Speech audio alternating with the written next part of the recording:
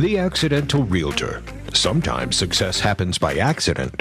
You're listening to the latest episode of The Accidental Realtor with Chuck Gallup and Steve Smith. I can't vouch for all the episodes, but this one's pretty good. I just love that intro, and it sticks in my head.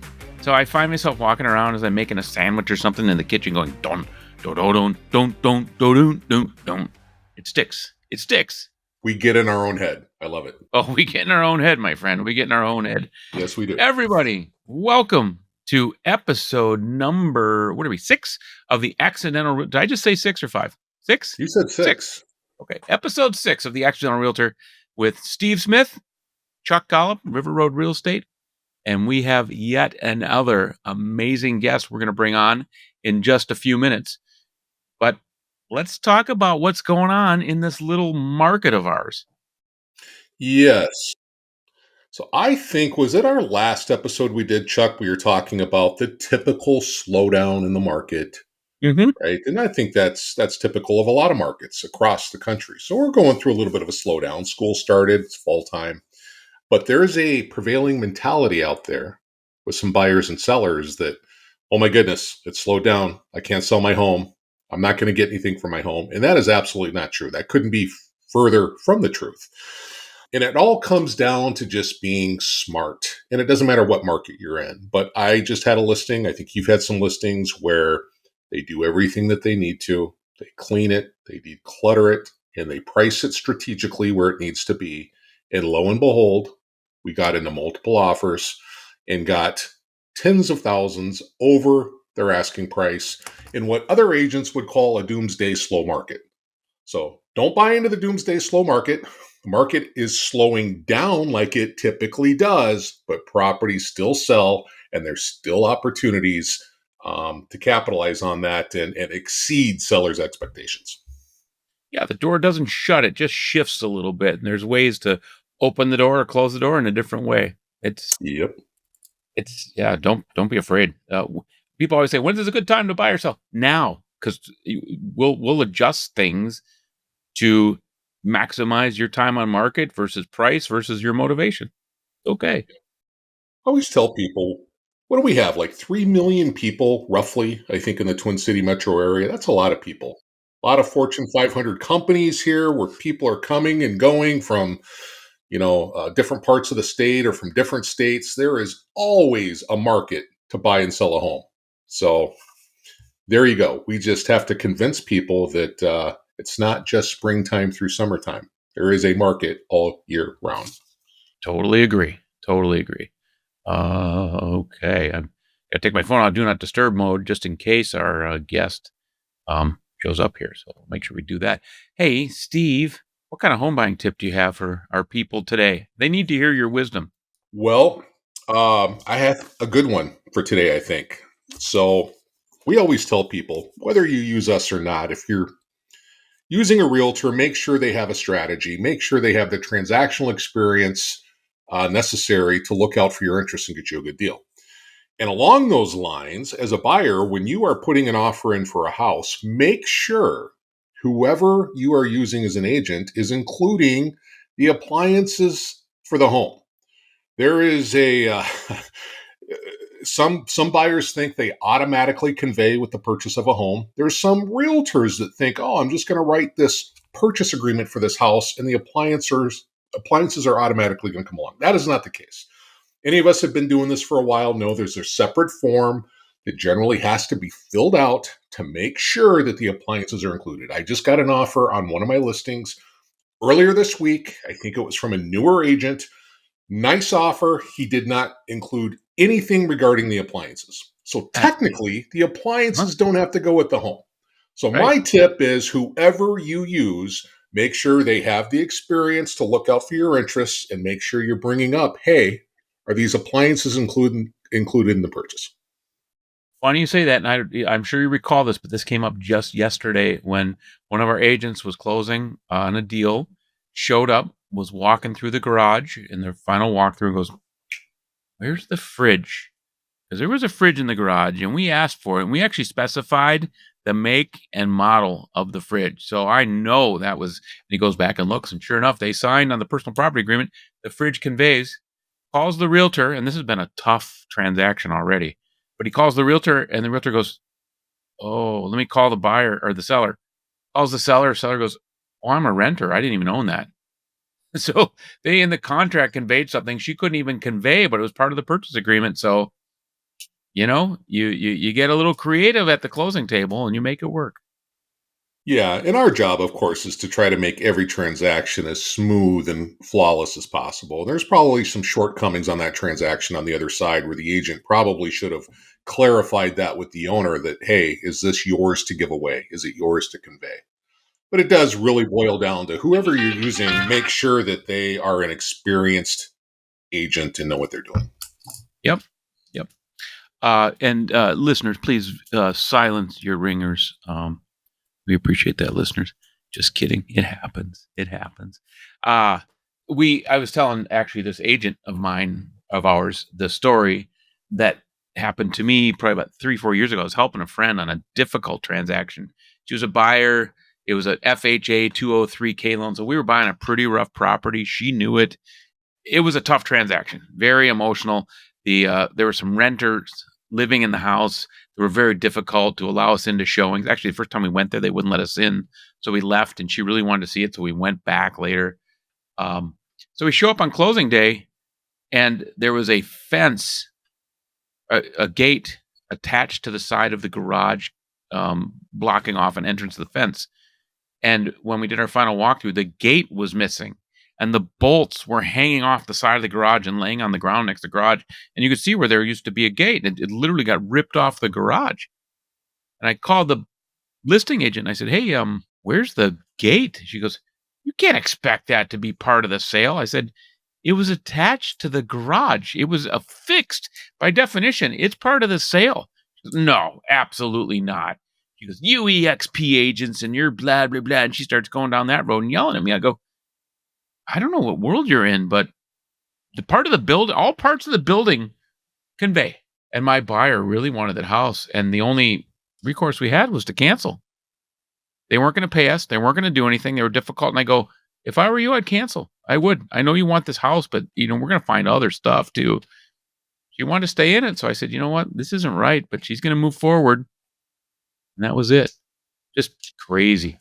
It really is. And the thing is as well as I do, Chuck, what you're talking about, it is spelled out in the purchase agreement that anything that's attached, all that agent needed to do was read the contract or know the contract. And how many agents don't do that? They're out there, working with clients, doing business, and they don't even understand the fundamental forms that are part of the transaction. Yeah. It's kind of scary. Comes down to training and support and all that other stuff we always preach about. But well, our guest is in the green room. Let me just introduce him. So today we're going to be hanging out with Tristan Ahumada. If you're in real estate, you've probably come across him. He's the guy behind LabCoat Agents. It's the biggest real estate community online. He's not just about business. He's all about mindset, tech, and building real connections. And I can speak to that personally because he's a guy you meet and he's your friend. He's a speaker, a coach, an entrepreneur, but at the end of the day, he's someone who loves helping people grow both personally and professionally. So really excited to have him on our show. Let's get Tristan into our studio. Hi, Tristan. What's up, guys? Tristan, how are you? Good morning. It's West Coast out there. Your comb, your lotion's on. I mean, you look good. I did. I put extra lotion for you guys today. Appreciate that very, very much. Well, I appreciate this. Probably one of the first things you've done today. So I appreciate that. That's right. Yeah. Second podcast of the day. Oh, it is? Wow. You are, wow. Okay. That's brave. That's brave. Second podcast. Okay. Well, you really built something with LabCoat Agents. And Thanks, man. You and I met years and years and years ago at I forgot what we call them, LabCoat Live or one of the events, Yeah. that we did. And actually one of our other guests that was just on the podcast, Casey O'Toole, we met at one of your events. Oh, I love Casey. Yeah. And I mean, he's got a great platform, but there's a thriving community of supportive wonderful real estate humans, and I put you among them, but I follow your stuff closely, because I think Thanks. you really relate really well to the public. So, what do you think makes lab coat agents thrive? What keeps people coming back? Why is it so big? Yeah, well, first it's timing, the timing of the creation of the group, right? So I can't take credit for that. That's just that I got lucky, right? That's one. Um, but showing up with the right value consistently, that helped a lot. Very similar to how I saw some influencers grow through TikTok when it grew at the very beginning. They provided value, they attracted an audience quickly. And then after that, because you've seen now a fork in the road with TikTok. You've seen those that figured out how to continue to add value and morph, right? And those that haven't figured it out, even though they've got 500,000 followers, don't get more than 500 views on their videos now. Yeah. And it's very apparent, right? So one of the challenges we had in building out LabCoats is how do we remain relevant 11 years later, right? Yeah. So it's a consistent, it's our consistent ability to adapt to what's relevant to agents. Yeah, my take on this, Tristan, is you filled a gap, a wide gap. Chuck and I have been doing real estate for what, 10, 11 years roughly. And I can remember day one. Doesn't matter what brokerage you're with, but brokerages, I think they try, but they don't always fill the needs of the agent who doesn't know what they don't know. Good point. Right. And there's this, what do I do? I need help. And the brokers and the agents within the broker try to help that agent. But I can remember being told, hey, as a new agent, go to this LabCoat agents. And there you've got like-minded people with the same questions you do. And it was just so powerful. It was like, oh my gosh, thank goodness that this resource is there. You know, you bring up a good point, Steve, because recently, because I'm always pivoting and adapting and seeing what else I can do. Recently, probably just the last half a year, I've noticed that exact same feeling coming back. A lot more people are reaching out saying, "Hey, can you let my assistant in? Can you let our agents in? Hey, I keep on sending people your way because we don't know how to adapt to AI and using it to help agents." Or, "Hey, how is the world adapting over?" The average age of an agent is still 57, right? So the average age, dude, which is insane. Like, I don't feel so bad now. Steve, you're good. Don't worry, you're good. Okay. But we're looking at that, not so much the age, the ability to adapt, the challenge that as we grow older, we change less, right? And we look for places and people that can help us make that change.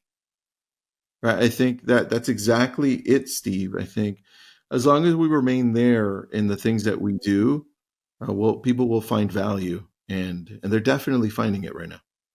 Yeah, I think your relevancy is like, it's pretty much etched in stone. I think it's always going to be there.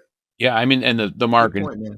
it's shifting so much, and we always talk about shift, but it really is. This is we're in kind of unprecedented waters economically, and in my 10 years, I've never seen a market so stuck for so many reasons. And when we've talked about the stats of all the realtors who didn't sell houses last year, or how few they've sold, and how many are leaving the industry, people are looking for that life raft right now. And actually, lab coat is probably more relevant than ever. Yeah, very true. Very true, man. And I'm noticing a lot if you go to then my personal accounts, because now I'm trying to educate not only the consumer, but still the agents as to what's happening. I think Mhm. the challenge is how do we show up differently to bring in value to the consumer as well as to agents? And I pivoted a lot to understanding news and what's happening and delivering it that way. And now all of a sudden we're getting views in the millions and hundreds of thousands of saves and shares just in the last 60 days, which is like interesting. Yeah, it's a pivot. And it actually leads into my next question, which is just about mindset. So what's the one mindset shift that completely changed the way you approach business and life? What was your aha moment, Um, or what was it? yeah, I've had a lot, but I would say if we're looking at one that probably the most recent one, and I think Chuck, you might have been in the audience of one of the talks I had that I mentioned. I mentioned that, and that was during COVID, at the very beginning of COVID, where it was my dog that got attacked by a coyote, and I had to look back, and the dog survived. By the way, Steve, if you didn't know, the dog survived, and but I looked back and I said, well, if I'm not doing a great job in taking care of my dogs because I let them go out in the yard by themselves, well, what am I missing? It was something so simple, but I was like, what am I missing not doing in my life? And I realized that I just wasn't doing enough in my own personal life through the attack of my dog from the coyote. And it just made me reanalyze everything. And I thought, okay, got it. What does it mean to show up better for myself? What does it mean to show up better for my family? What does it mean to show up better for LabCoats, right? Or for all of our businesses? And so that was the beginning of a pivot. That big aha was that I just wasn't doing enough and I wasn't challenging myself. I got comfortable. Really interesting. And, in our last episode, episode 5, we interviewed the CEO of eXp Realty, and he talked a lot about Leo Pereira. He talked a lot about mindset, being present, Mm-hmm. and setting boundaries, and always being there to put his kids to bed, and always being there for dinner. And I think that's the challenge that we as realtors and entrepreneurs and anyone who's has to grind to keep their life going. When is there enough Yeah. grinding? And you go, I have enough right now. Yeah, I it's need, it's a tough one, man, yeah. because I think there are seasons too. You know, I agree with Leo, but there are also seasons like if I'm starting off and my back is to the wall and I have no choice but to make this happen, whatever this is, right? I'm either going to show up at a completely different level, Mhm. intense, aggressive, no, it feels like an obsession, right? Nothing else but this. Uh-huh. And what holds are those values that make you who you are, right? Like if you come from a religious background or not, what are your values, right? How do you show up? How do you treat people? But the obsession still looks kind of crazy to people, right? Mhm. And Mhm. those seasons, you can't judge those people that are just going all out and working 12, 13, 14, 15 hours a day to make shit happen because that is their only choice. That's what they've told themselves. You can't you can't be like, well, let's balance it out and you got to kiss your kids goodnight. That's cool if you can do that, right? But if that's not your current world right now, I'm not going to judge you because you're making shit happen. Yeah. You're getting to that level so you can get to kiss your kids goodnight. Spend time with who's important with you. More, right? Yeah, yeah. More. Well, and I've heard you speak about I mean, it seems like every realtor has a rags to riches story. And that's again why we are the Accidental Realtor. It's the name of our podcast because no one at the age of 6 said they want to be a realtor. Nobody. They all fell into it one way or the other. And you and Leo both, for example, at a very young age became realtors. And out of necessity, you ground and ground and ground. I love your background story. And Thanks. that's when you're going to grind. That's when you're going to, I am just going to do what I have to survive. I love that mentality internally. And I Mm-hmm. think that's when you get to a certain point and you get a little comfortable, right? You've got to go and find that in a different way. And you learn it. You're like, oh shit, that can never actually leave. Mm-hmm. Or else you kind of stop growing. It's like you kind of stop challenging. And the way that I do it, Chuck, Steve, the way that I do it is I continually remind myself through reading, through my rituals, through hanging out with the right people, through podcasts, just realizing that, wait a second, you're not done yet, ever, right? And you're just not doing enough. Like Did you just not hear this podcast? Did you just not listen to what this person said over here? Did you just not read what this person just did? Tristan, you are not even close. You're not doing enough. You are enough. Listen, you are enough. But hold on to your horses. You're nothing. You got to level up again today, tomorrow. Like that's the type of urgency you need on a consistent basis in order to keep growing.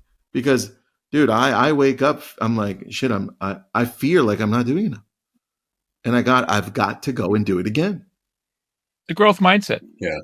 It's having been in a government career where we were required to do certifications all the time. And we realtors obviously have that, but got to go beyond that. You got to go to conferences. You have to read. I love your reading list. Tristan puts out reading lists that are just great. Books that I would have never thought of that changed my mindset. I'm still very slowly working my way through the book about growth mindset. I love that book though. And you have to grow. This is an industry that's constantly evolving, and that figure you threw out about people being 57 years old as the average realtor, many of them are done growing. That says a lot. Yeah. So very true. Yeah, that becomes the question. Do you ever stop growing? Is there ever a point where, it's okay to stop growing? I don't think everyone's got the mindset. We all know that, right? There's people that are just happy plodding along with life, not challenging themselves, just the status quo. So I do think it takes a certain mindset.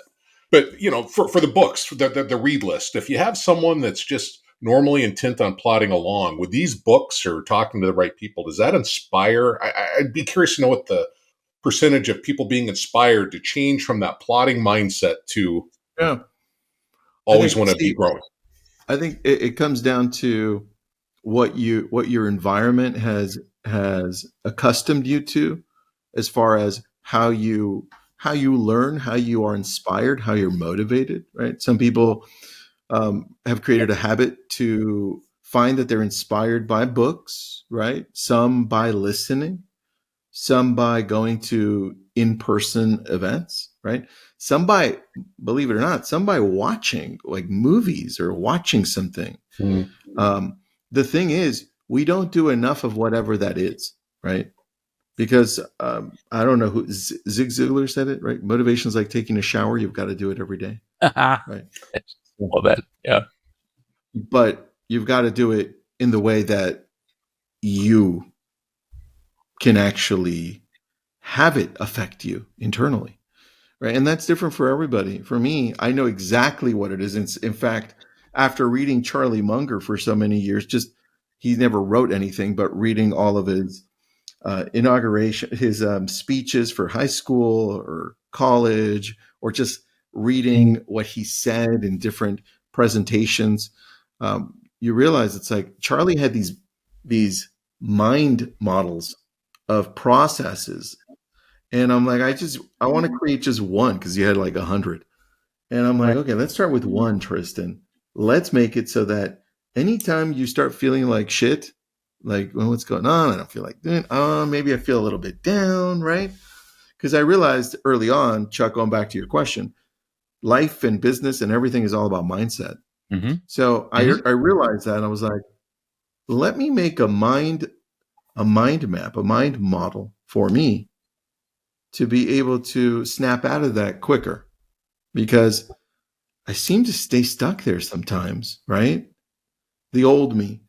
And so what I did is I went through and I said, well, what typically makes me get to that level that I want to be in? To what gets me to the state that I want to live in? What gets me to that feeling and emotion that I want to do things in? Right? And so I wrote it out. I'm like, okay, what do I typically do? Number one, I realized quickly that for me, motion enhances my emotion. Like anytime I get moving, like whether it's walking, exercising, something, it changes my state quickly. It's the fastest way for me. Yeah. So one, get your ass moving, Tristan. Number one. Number two, I realize that I also gravitate to podcasts or books, but they're not just any podcasts or books, right? For me, I tend to gravitate to biographies. I tend to gravitate to books that are helping me in some way that I think can help me develop into a better human being, right? Same with podcasts, right? So I gravitate to those. And then I start pairing them. I'm like, okay, got it. And then third for me, I interviewed somebody, I don't remember who it was, some CEO.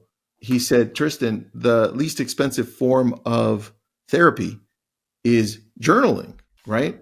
And so I realized for me, writing things down allows me not to just organize my thoughts, but create a plan from my thoughts and gives me more hope, more vision, ties them to my goals. Then I can create actions based on that. And it reminds me when I put all these things together, it reminds me, it's like, Tristan, you're not fucking doing enough. Like, stop feeling sorry for yourself. Like, get your shit together. You know exactly what to do. Now go and do it. Right? But for me, that's the process. How often do you journal? Every day. Really? Wow. Do you set Every day. like a time frame? Yeah, actually I do. But I journal so much now that it happens throughout the day. But I do have a time that I do it in the mornings. Wow. Okay. All right. Might be changing my life as I'm interviewing you. I've got a little running list as we go here. So That's good. Check mark. thank you. Actually, I got to run. I'm going to start my journal right now. We're done, guys. We're done. Steve, go get your journal. So talking about tech a lot, you have put on a workshop that I went to, SocialCon, which was wonderful. You really get social media and how it works, and I love that. Yeah. And obviously, AI is a huge part that everyone's talking about. You can't have any conversation about this without discussing AI. But Yeah. what trend are you excited about? It doesn't have to be AI. Well, how do you see it impacting agents in the next few years? Listen, I'll tell you exactly what you need to do with both social media and AI. But first, I've got to give you context because I don't know that we understand where we're at as a world, right? And we're looking at this, us, Steve, Chuck, your audience. We're looking at this with the eyes of a business. We're business owners, right? And we need to take a look at this and say, where are our opportunities based on where most people are? When we take a look at the 5 most visited websites in the world, Google's still number 1 for now. Let's see if they last. Number 2 is YouTube, which is still Google. Crazy, right? Number 3 is Facebook. Number 4 is Instagram, which is Facebook, right? So far, the top 4, there's just really 2 companies. Mm-hmm. And number 5 came out of nowhere, and it's ChatGPT. Mm-hmm. And so now we take a look at it and say, well, out of those 5, how can we show up better? Right? And then you start putting in the tools to show up better. And the first place to go to is ChatGPT or Claude or Perplexity or Gemini or whatever you want, right? You can use Meta's AI. You can use Grok, X's AI. It doesn't matter where you go to. You're going to want to go there, the one you use the most. And you're going to want to type in, based on how I use you daily, because, I mean, if ChatGPT is the 5th most visited website in the world, chances are everyone's freaking using it, okay? Mm-hmm. So how do I use you? Based on how I use you daily and what you find from me on how I show up online, what are the top 3 things I should be talking about to people that I want to attract if I'm a real estate agent or if I'm a whatever? Simple prompt. And then it'll say, well, Chuck, Steve, based on how you show up and the questions you ask, right? Here are the top 3 things, right? And do you want me to create a calendar? It'll ask you, do you want me to create a calendar of you posting on social media, right? And you're like, interesting. Let's dive in a little deeper with those 3 things, right? So I'm telling you exactly what I did 60 days ago because I'm always testing things out. Uh-huh. I did it for me. And it said, Tristan, based on how you show up, it gave me 5 things. And I chose the top 2. And one of them top 1 was, you should show up talking about more, Tristan, about real estate news. I'm like, really? Real estate news? Okay. All right. I put that to the side. And number 2 was AI. It's like AI and real estate. I'm like, oh, okay. Yeah, I could see that. But I really didn't see the news one, believe it or not. Mm-hmm. Right? So I was like, okay, Tristan, you're not as smart as you thought you were. Check, right? Let's listen to AI. Let's listen to AI and see maybe they're right. Okay.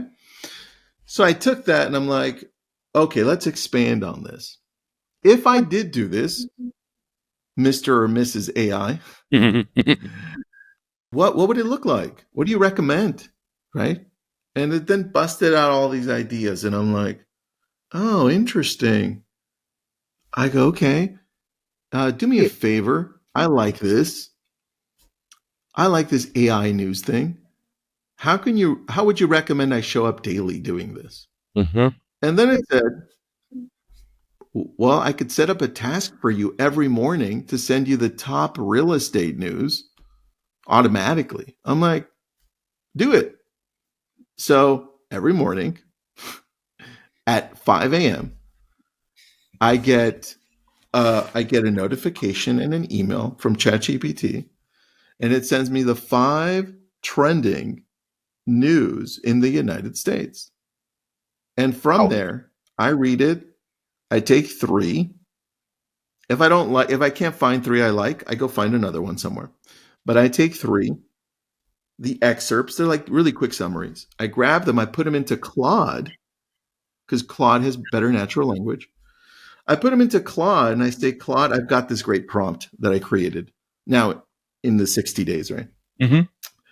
And Claude, I say, make this a transcript for a teleprompter for 120 seconds using natural language, making sure that you're keeping the audience engaged for the whole time. Use this as an intro, use this as an outro, and go. It gives it to me. Then after it's done, I have another prompt that says, great, now verify the sources and verify that this is correct. Then it verifies it. And then I have another prompt after that. That's that. Great. Now, you know, Tristan, me, you know how I show up, you know how I speak. Now put it in the tone that Tristan would speak in. And then it gives me the final one. Uh-huh.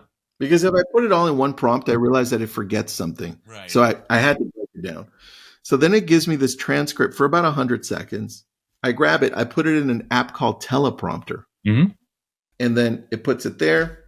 I literally pick up my phone and I read it. First of all, I never used the teleprompter before in my life until 60 days ago. Because teleprompters for me, mentally, this is me part of getting older. That's stupid. I would never use a teleprompter. Who uses a freaking teleprompter? And then now I'm using a teleprompter, right? So I'm just reading it. But the better I got at it, Right. like go and watch my Instagrams and TikToks the last 60 days. Some of them blew the fuck up. And you're like, no way. I'm like, listen, I realized at some point that AI was just smarter than me. Mm-hmm. And I listened to it. And now I'm reading from it. Yeah. And I'm just doing exactly what I should have been doing a long time ago. And now I'm tweaking it. Now people are, this is crazy. People are reaching out to get pre-approved. And I'm like, really? People are reaching out with questions about houses. And dude, this is all throughout the United States. Yeah, you're like, I don't cover Salmon, Idaho, but okay. Yeah, looks kind of nice.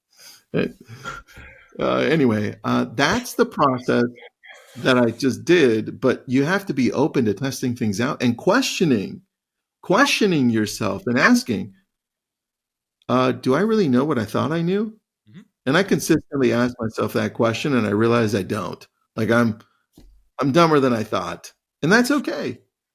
We're all dumber than we think. We have to get out of our own way. I mean, I'm blown away by this. And as I'm listening to you talk, Tristan, it's like, oh my God, I am so far behind. Chuck, I think you are too with this, just AI alone. And again, it's like we think we know everything or we think we know what we know. And it's like, I'm blown away. But good for you for recognizing that. Some of us just get caught up in our own, I don't even know what you call it, but the mindset that, yeah, we think we know everything. I don't need to be told what to do.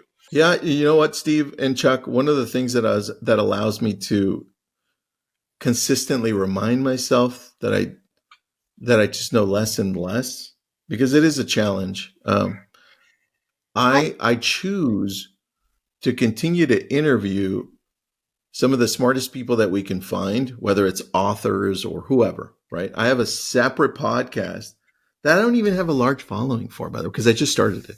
Mm-hmm. I'm like, I choose to reach out to these people that are brilliant.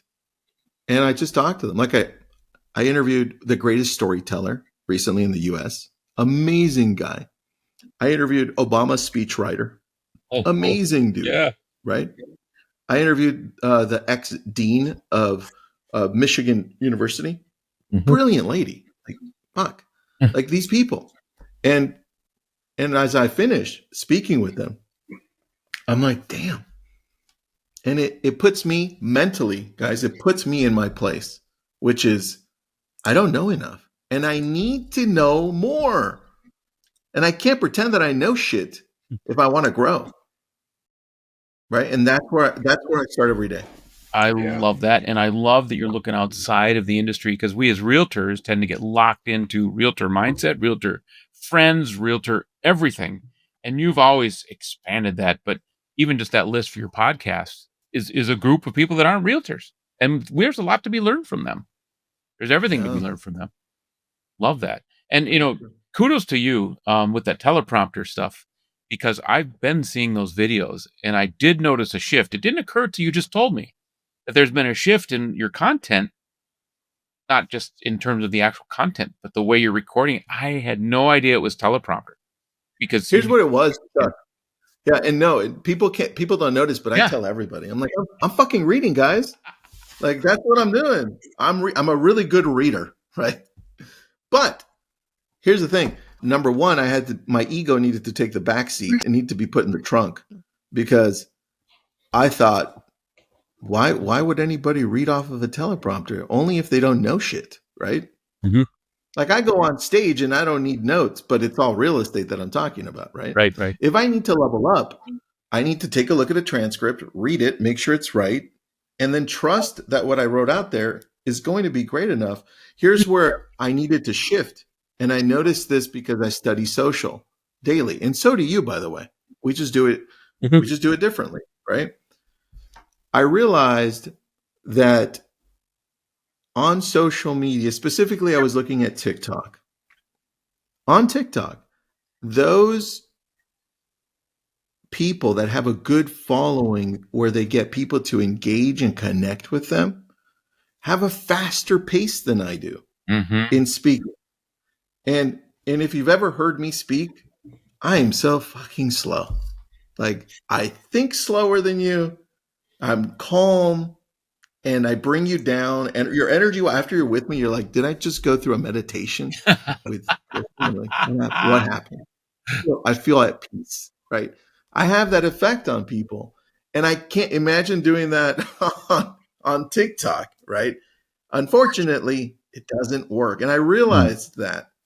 And I thought, what's one way I could speak faster besides speeding up the video? Because then I sound like a Smurf. Because I tried it. That's how I know. I've got to read, and I've got to practice reading it so it comes out faster, right? I need to be at the pace that my audience wants to hear me in. And that means I need to change, right? That's what you saw. That's impressive. That's a great shift. This industry is one that is constantly shifting. The world is shifting, but your grasp of social and how to post and when to post and how to maximize that stuff. You can't be good at everything. There's no way. And making it work one way or the other. You've proven you can do that. I love that. How's TikTok going? Well, dude, you stick long enough to something. Yeah. You're gonna get lucky. Okay. Yeah. You're gonna get lucky. Yeah. Luck finally catches up to you. You just have to continually show up. Yeah. Well, consistency. I love it. Dude, TikTok's been great. My TikTok had been silent for growth for a while, right? And then all of a sudden, when I started doing this, it just started growing again dramatically. And my Instagram too, every channel, right? Because I gravitate to Facebook. That's always growing. Our group's doing great. But outside of that, I had slowly stopped gaining as many followers, right? So I needed to shift and pivot. There you go. I'm always adapting and shifting. Yeah, your whole career is defined as shift. And I've followed you for quite a while. I mean, you've in a good way, you've changed brokerages, you've changed focus. You're always maximizing what's gonna work for you, and I think that's so important in so many ways. Wow. That teleprompter, I'm gonna work on that. I use one app where I use a teleprompter, and it's really hard to make that sound organic. I'll give you a little bit of some tools that you want to use. Then the teleprompter app is called Teleprompter, like so unique teleprompter. That's one. Who would have thought? Who would have thought? Who would have thought? Okay, Yeah. That's the one I recommend because it moves the teleprompter verbiage all the way to the top, so that it almost looks like you're looking at the camera, right? Which is great. Now, all right, at the bottom of it, it says enhance eye contact. And where I edit after, which is CapCut, I know some people don't like it. I like CapCut. Mhm. Where I edit there's also a button that says, what does it say? I think it says something along the lines of fix eyes as well. And so you press that, and it literally moves your eyes so that it's straight at the camera, right? And you can't tell because, I mean, we're so far away, right? So it's like you're just looking at the eyes. Nobody's looking at the freaking eyes, right? Yeah. So that's a hack. And then when I started realizing, I was like, am I the only, because you feel like, you're the only one, but you're really not. Am I the only one reading off of a teleprompter besides politicians, right? And I thought, let me go and check. So I started watching YouTube videos more, specifically with that in mind. This is now YouTube, longer videos. And I realized that there are a shit ton of people reading off of teleprompters. Interesting. And I was like, damn. So what I did is I just bought a teleprompter that's on the floor that I'm going to install on this camera Smart. to shoot long form videos because I know a lot of data. There's a lot of data, but I can't just pull it out of the thin air all the time, right? I'm just going to fucking put a transcript there, read it, and give you information in a manner which seems quicker, faster, more efficient, data-driven, with some jokes, because Chuck, I'm not as funny as you are, right? With some humor. And then we're putting it in there, and then all of a sudden it's like, who is this guy? Why didn't I listen to this guy before? Right? Smart.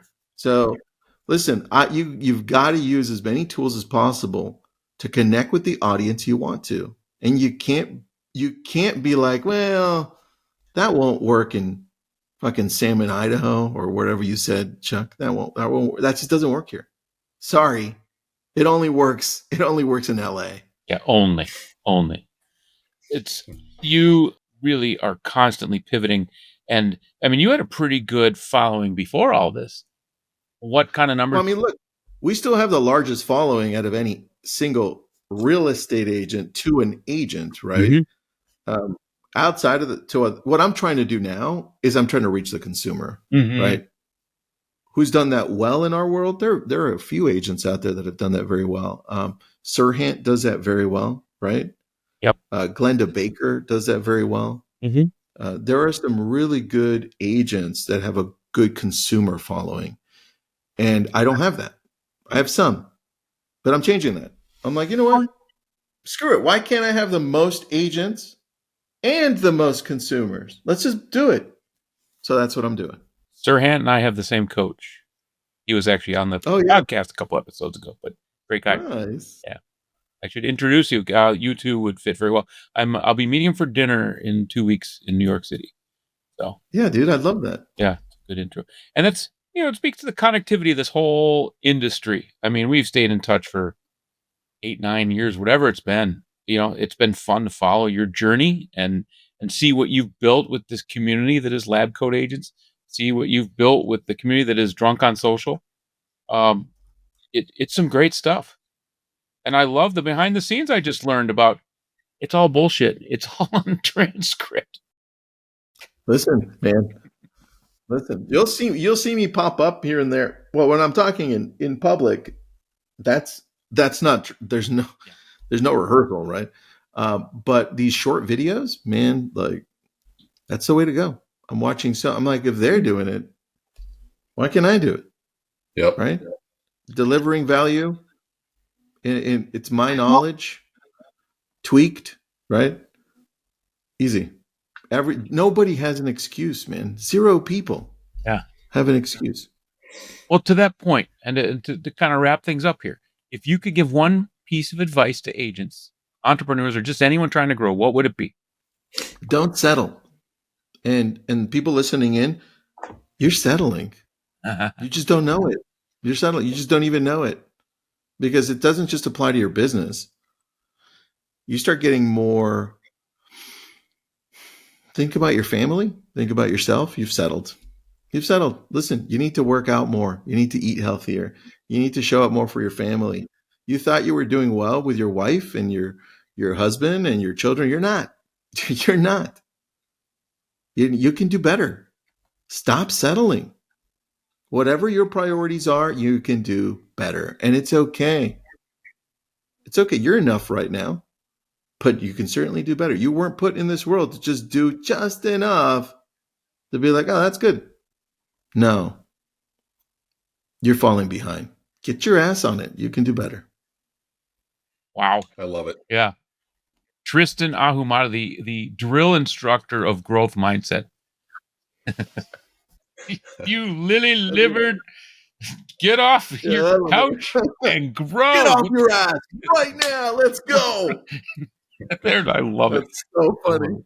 Oh, man. Well, it has been great having you on. I appreciate you taking a little time. You and I talk plenty, but I always look forward to our chat. So where can people find you? Go to my Instagram, Tristan.Ahumada, and it's AHUMADA. Pretty easy to find. All right. You've been great. Tristan, thank you so much for coming on, Tristan. Very nice talking to you. Yeah, we'll talk soon. Steve. Thanks again. Thanks for being here. Thanks, Chuck. I just love that guy. Well, wow. Again, I think we're hitting it out of the park with these guests. And I don't know what our audience is picking up from this, but I alone, I'm like trying to take notes as he's talking. We haven't recorded it, but I just feel compelled to write some of this stuff down. Yeah. I don't want to be rude and take notes, but yeah, there's even just little words that they're dropping. Our last few guests have been great, but Tristan in particular. And what I like is if you're not in real estate, Tristan talks common sense language that you can apply to just about any field. His growth mindset is just out of the park. Yeah. And he's as nice and as genuine in person. I've hung out with him quite a bit, as he is today. And he and Nick Baldwin have built the largest platform for real estate agents. So there's just a connectivity outside of all the brokerages that they've created. And they put on some great seminars. I hope they have one coming up. He was just teasing there's one coming up. So, yep. I think with Tristan and some of our past guests as well, I mean, we're seeing a common theme here, the theme of self-improvement, never being adequate enough, never settle. That was his advice, get better. And I think that's lost on so many people. But Chuck, I think you and I embrace that mindset. We try to, but then you hear someone like Tristan say it, and it's just like a whole nother level of motivation when it comes from him and you're listening to what he says. Yeah, agreed. Whether you're brand new, find your growth point. If you are been in this industry for 10 years, find your growth point. If you're at the tail end of your career, find your growth point, but you can't stay stagnant. It makes no sense.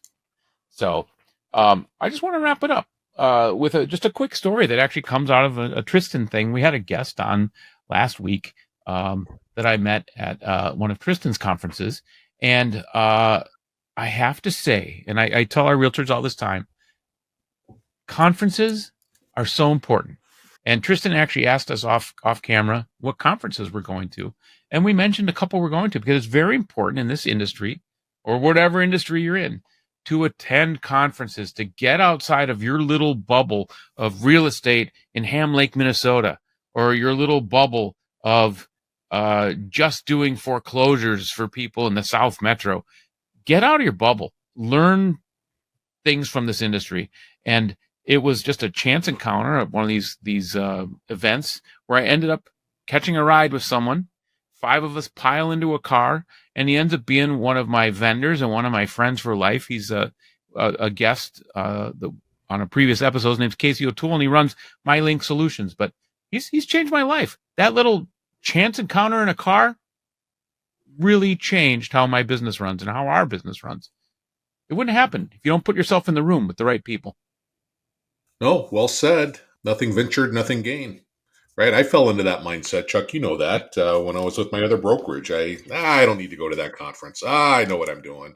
Oh, I'm just going to hear some of the same stuff I've heard before. And it's not even so much the conference content itself. It's the chance encounters and chance meetings you had.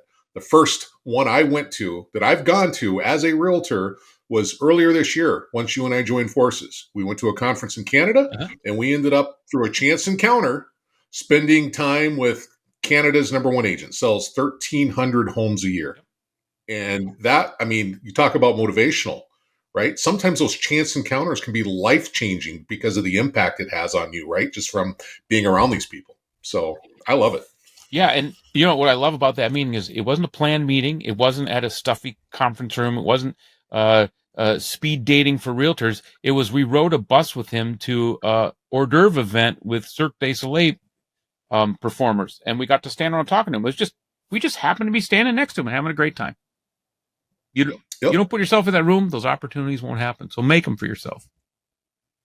Absolutely. Well, what a great note to end on. This has been episode 6 of The Accidental Realtor. Remember, we're all here accidentally. So I've been your host, Chuck, along with my co-host, Steve, or Steve's the host, I'm the co-host. We still haven't figured out who's in charge here. And it has been great to have you guys on. You can find us everywhere you listen to podcasts. Go to theaccidentalrealtor.com, and we look forward to seeing you on the next episode. See you later. Thank you for listening to Accidental Realtor. Frankly, I can't believe you made it through the whole thing. Way to go. I'm your announcer, Rusty Gatenby. Chuck has me tied up and held hostage in his basement. No kidding. Please help me. See you next time.